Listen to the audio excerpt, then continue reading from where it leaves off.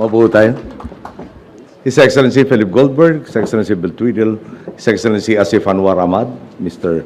Stephen Corbett, Mr. Tetsuro Amano, Miss Elizabeth Baldwin Jones, Secretary Mar Rojas, Secretary Ikot Petilla, Governor Leopoldo Petilla, Mayor Remedios Petilla, Executive Director Ludovico Badoy, Postmaster General Maria Josefina de la Cruz, Deputy Governor Vicente Aquino, Lieutenant General Ernesto Carolina, Colonel Bonifacio de Gracia, General Gregorio Catapang, our Chief of Staff, the Lieutenant General Hernando Irizarry, the Commanding General of the Philippine Army, Lieutenant General Jeff Delgado of the Air Force, and Vice Admiral Jesus Milian of the Philippine Navy, other local government officials of the province of Leyte, officers and members of the various veterans organizations, officers and the men and women of the Armed Forces of the Philippines and the Philippine National Police, fellow workers of government, honored guests, maupay na agaha iyong tanan. Nakalasan ako nga an aton mga bisita, iyana nagyakan hin Tagalog. Pero pagpasinsya niyo ako, nga ako magyayakan hin in English para mahibaron nila. Wala pa ho akong nililigawang waray. Baka kalain nyo may nagtuturo ho 70 years ago today, at 10 a.m. sharp, Allied soldiers began to climb down from their ships using rope ladders. They boarded their landing crafts and swept onto this very beach, where a few hours later, at 1 p.m., President Sergio Osmeña, Generals Carlos P. Romulo and Basilio Valdez, and General Douglas MacArthur would wade ashore. By reclaiming these shallow waters, the Allied forces would begin to unfurl the sails of freedom for the Philippines. They had embarked in Hollandia, New Guinea, a week before. They entered Leyte Gulf at midnight and dropped anchor at 7 a.m. The real journey, however, had started 2 years earlier when, from Corridor in the darkness of defeat, the voice of freedom had broadcast, and I quote, "We too shall rise," close quote. And sometime before, in Brisbane, Australia, MacArthur had vowed, and I quote again, "I shall return," close quote. Finally, here at Red Beach, unfazed by sniper fire, he once again broadcast a simple statement which was repeated around the world, and I quote, "I have returned." By October 23, 1944, a mere 3 days after they had landed on Red Beach, the Philippine government was re-established in Tacloban, resuming the journey to independence interrupted by the onset of war. In 4 more months, Manila would be liberated. As we gather here to mark perhaps one of the most crucial turning points in the war, it is only fitting that we recognize the courageous leadership of General Douglas MacArthur, who reminded the world of the need to reclaim the freedom the Philippines had lost.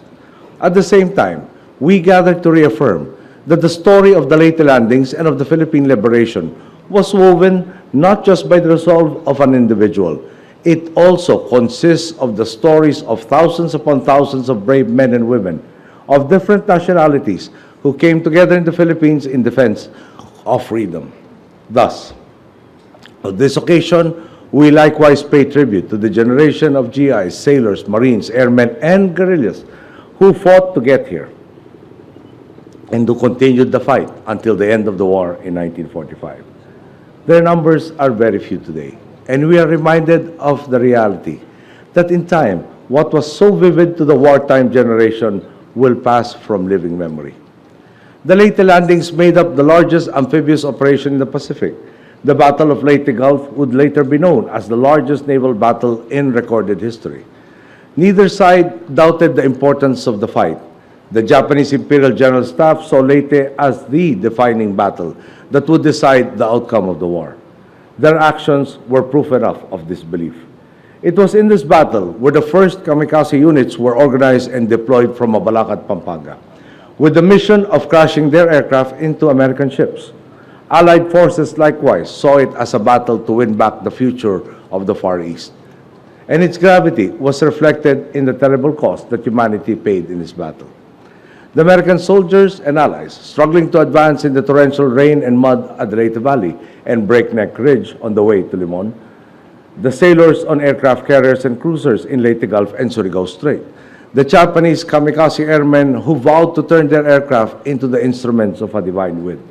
the thousands of Filipino guerrillas under the command of Roberto Canglion, the civilians in surrounding communities, all of them paid the price. Spanning 100,000 square miles of sea, this battle would claim around 13,000 lives on both sides. The campaign for the island of Leyte would add to that number, with 3,500 American and 48,000 Japanese casualties. These numbers encapsulate the idea that in war, it is the ordinary soldier and the unarmed civilian who suffered the most profound consequences for decisions made by those in power. The soldier is expected to demonstrate valor and to lay down his life if need be, while the civilian must find ways to survive from day to day in the face of bombs, bullets, and wartime shortages. At the end of the conflict, when all is said and done, leaders may rise or fall, but the veterans and the civilians are left with the task of rebuilding their lives and their nations. It is this common experience that, in many ways, provides the opportunity for reconciliation based on shared privations. It lays the foundation for a solidarity based on a common resolve to never again allow humanity to undergo the same terrors and losses. As President, I've always been conscious that my decisions today will have a bearing on the lives of my countrymen tomorrow and for the generations to come. Looking back on the past and on how previous leaders faced the supreme challenges of their times, I've always felt it incumbent upon me to seek out the lessons that will keep us from having to call on our people to make such sacrifices and from having to embark on the path of disaster that led to so much suffering and loss. Today's ceremony, I believe, gives us an opportunity to engage in this kind of reflection, to pay tribute to our forefathers who fought and died here, and to recognize the goodwill we now extend to those who were once our enemies. Beyond cataloging the horrors of war, let us honor the peace that has reigned among our nations for close to 70 years. Let us renew our commitment to the strong and enduring friendships between the Philippines and its wartime allies, and perhaps most meaningfully, the countries that were once its foes. Through these friendships, we saw, just last year, vessels bearing the proud names of those that had fought at Leyte Gulf, once more journeying to the Philippines. Ise from Japan, Washington, and Denver from America. 70 years ago, ships with these names engaged in battle, seeking to eliminate the threat of the other. Last November, they came here as partners to demonstrate their unity with the Filipino people at a time of such massive loss and tragedy. Typhoon Haiyan saw countries who belonged to the Allied and Axis forces, all once actors in a great war, united as friends in their desire to help the Filipino people. Today, we are bound by the determination to help each other. To echo General MacArthur's own words, for our homes and our hearts, for future generations of our sons and daughters, close quote.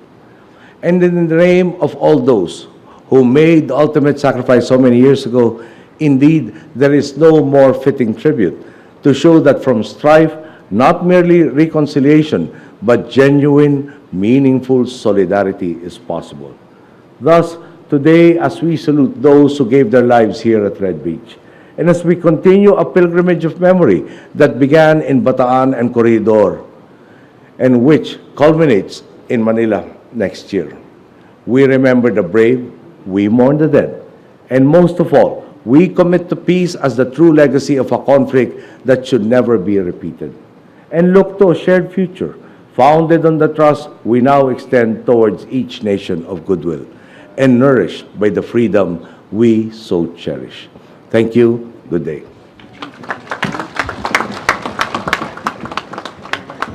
Thank you very much to His Excellency Benigno S. Aquino III.